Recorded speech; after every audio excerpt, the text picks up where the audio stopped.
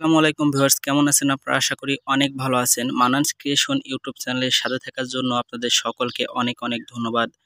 তো ভিউয়ার্স, আপনারা সকলেই জানেন যে আমি ইউটিউব চ্যানেলে মোবাইল দিয়ে স্ক্রিন রেকর্ড করি। এরপর এই স্ক্রিন রেকর্ডটা কিভাবে এডিট করি সেটা সম্পর্কে অনেকেই জানতেছেন এবং স্ক্রিন রেকর্ড ভিডিও কিভাবে ফোনে এডিট করতে হয় সে সম্পর্কে ইউটিউবে অনেকে খোঁজাখুঁজি করেন। তো যারা এই ধরনের ভিডিও এডিটিং শিখতে চান তাদের জন্য আজকের এই ভিডিওটা সম্পূর্ণ মনোযোগ সহকারে দেখবেন, তাহলে আমি শিখিয়ে দিতে পারবো যে কিভাবে আমি আমার ভিডিওগুলো মোবাইল স্ক্রিন ব্যবহার করে এডিট করি।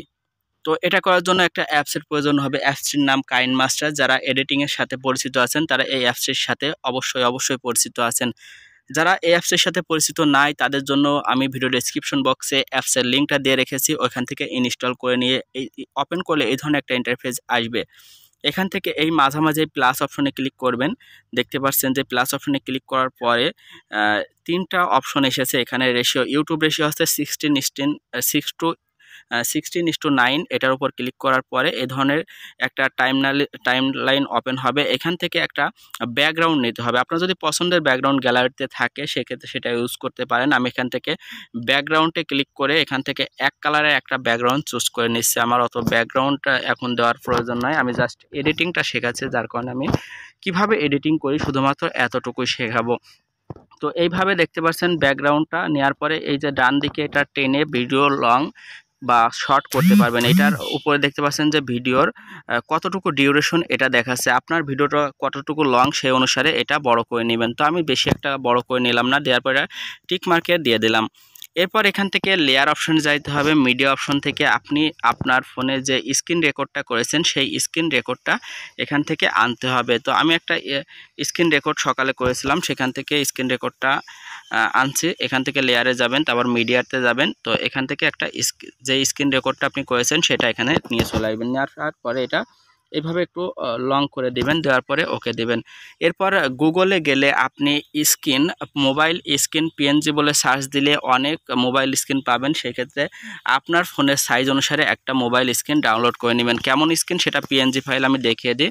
লেয়ার অপশনে যাবেন, ডাউনলোড করার পর যে ফোল্ডারে আছে ওখান থেকে আমি নিয়ে আসি যেখানে আমার এই পিএনজি ফাইলটা আছে।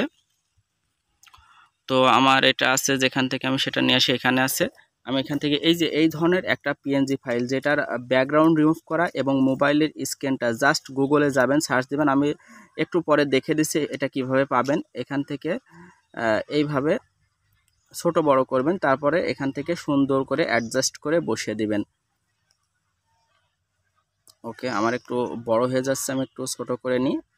একটু সময় লাগবে ভিডিওটা এডিট করার জন্য, যেহেতু দর্শক দেখবে, তার কারণে সুন্দর করে একটু এডিট করতে হবে এটা।